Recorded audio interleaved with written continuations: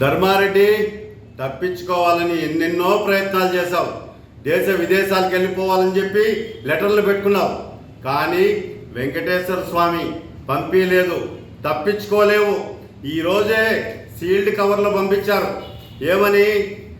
AP GAD general administration అయ్యా IDS అధికారి ధర్మారెడ్డి గారు, executive officer FAC 7 days casual leave sanctioned to leave the head quarters but should be available with in the state. బ్రహ్మాండంగా నువ్వు తప్పించుకోవాలంటే కుదరదు ధర్మారెడ్డి గారు. నీ పని అయిపోయింది. నువ్వు ఇక్కడ వడ్డీ కాసుల వాడికి మొత్తం వడ్డీతో సహా చెల్లించిన తర్వాతే నిన్ను ఇక్కడి నుంచి వెంకటేశ్వర స్వామి రిలీవ్ చేస్తాడు.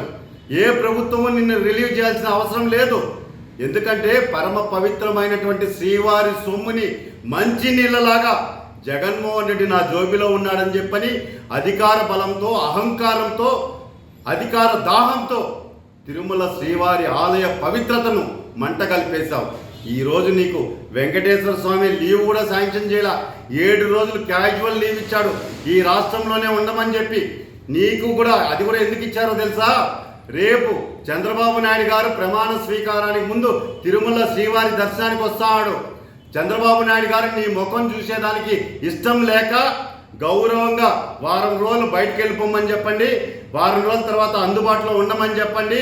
మొత్తం CBI ఎంక్వైరీ, CID ఎంక్వైరీ అన్నీ కూడా శ్రీవారి సేవా టికెట్ల మీద, శ్రీవారి దర్శనాల మీద ఎన్ని వేల కోట్లు ఈరోజు నేషనల్ బ్యాంక్ నుంచి ప్రైవేట్ బ్యాంకులకి తరలించారు.